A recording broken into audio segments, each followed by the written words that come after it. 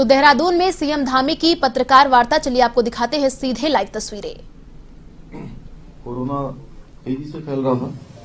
हमने 7 तारीख से ही 16 तारीख तक सभी प्रकार के जितने भी आयोजन थे, धार्मिक आयोजन, सामाजिक आयोजन, रैलियां, जुलूस, इन सभी को हमने प्रतिबंधित किया था। और अब चुनाव आयोग की गाइडलाइन आ गई है, तो चुनाव आयोग की गाइडलाइन के अनुसार अब जो भी उनके निर्देश होंगे उसके क्रम में काम चलेगा। हम चुनाव के लिए तैयार थे और तैयार हैं। हम जीत के प्रति भी आश्वस्त हैं और लगभग 6 माह का समय मुझे मुख्य सेवक के रूप में मिला। हम सभी ने मिलकर जो है इसमें काम किया। हमारी सरकार ने अच्छा काम किया है। जो प्रयास हो सकते थे वो प्रयास किए हैं। एक एक पल और एक एक क्षण हमने प्रदेश की सेवा में लगाने की कोशिश की है। हम इन्हीं सभी को, जो माननीय प्रधानमंत्री जी के नेतृत्व में पिछले 5 सालों में और 7.5 सालों में पूरे 2014 से लेकर अब तक और 2017 से लेकर 2022 तक लगभग 1 लाख करोड़ की योजनाएं यहां उत्तराखंड राज्य के लिए स्वीकृत हुई हैं और वो स्वीकृत हुई हैं। साथ में बहुत सारी योजनाएं उसमें से पूरी भी हो गई। बहुत सारी पर अभी काम चल रहा है। माननीय प्रधानमंत्री जी जब देहरादून आए थे तो देहरादून में 18,000 करोड़ की योजनाओं का उन्होंने लोकार्पण शिलान्यास किया था और अभी हल्द्वानी जब आए थे तो 17,500 करोड़ की योजनाओं को उन्होंने लोकार्पण और शिलान्यास किया है। उसमें से बहुत सारी योजनाएं हमारे सामने आ भी चुकी हैं। जैसे अभी हम 4 धाम ऑल वेदर रोडों की बात करें तो उसमें लगभग काफी सड़कें बनकर तैयार हो गई है।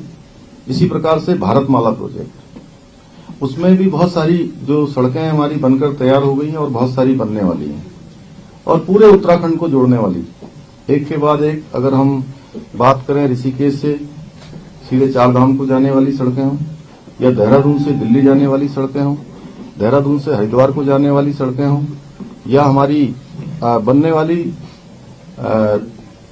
एलिवेटेड रोड जो दिल्ली से देहरादून बनेगी। आज हम लगभग 4 घंटे में दिल्ली से देहरादून की दूरी तय करते हैं।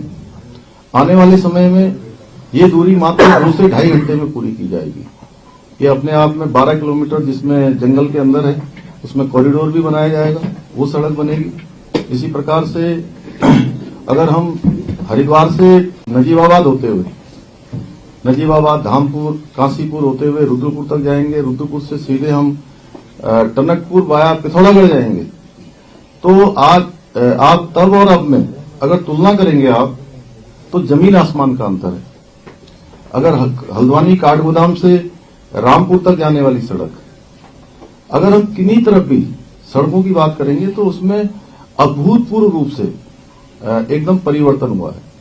रेल के क्षेत्र में ऋषिकेश कर्णप्रयाग रेल लाइन हमारी 2 वर्षों में पूरी हो जाएगी और टनकपुर से बागेश्वर रेल लाइन, जिसके बारे में कुछ लोग बीच में लोगों को बहलाने का काम, जिन्होंने अपने समय में कोई काम नहीं किया, वो लोगों के बीच में जाकर कह रहे थे। लेकिन उसका मैं बताना चाहता हूं आपको, माननीय प्रधानमंत्री जी ने भी अभी अपने संबोधन में उसका उल्लेख किया था कि ये केवल हमारी घोषणा नहीं है, ये हमारा संकल्प है और उस संकल्प के आधार पर 29 करोड़ रुपए की धनराशि ब्रॉडगेज के लिए वहां पर जारी हो चुका है और आने वाले समय में वो योजना भी हमारी 155 किलोमीटर की धरातल पर उतरेगी।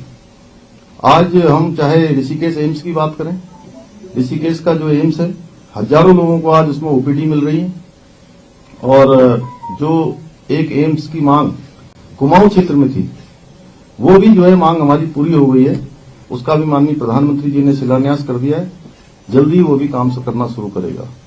हवाई कनेक्टिविटी की हम बात करें तो आज देहरादून का एयरपोर्ट हो, जो पहले 200-250 की क्षमता का होता था, आज 1600 क्षमता का वो बन चुका है। आने वाले समय में अंतर्राष्ट्रीय स्तर का बनाया जा रहा है। जो पुराना वाला एयरपोर्ट है उसको भी पूरी तरह से डिमोलिश करके नया बनाया जाएगा। चाहे हमारा आज पिथौरागढ़ का हवाई अड्डा हो, उसको बनाने की प्रक्रिया, उसके डीपीआर की प्रक्रिया गतिमान है। हमने नए हवाई रूट ढूंढे हैं, उस पर जल्दी ही सेवाएं चल रही हैं, कुछ चलने वाली हैं, कुछ पर चल रही हैं। इसी प्रकार से हम अगर कोई भी क्षेत्र उठाकर देखेंगे तो हर क्षेत्र में काम हुआ है, चाहे वो हवाई जहाज की बात हो, चाहे आपने रेल क्षेत्र की बात हो, चाहे सड़क क्षेत्र की बात हो। हमारी उत्तराखंड की सरकार ने भी लगातार बहुत सारे हमने फैसले लिए हैं, लगभग 500 से भी ज्यादा फैसले लिए हैं। और ये केवल फैसले ही नहीं लिए हैं, इन सभी को हमने धरातल पर उतारा है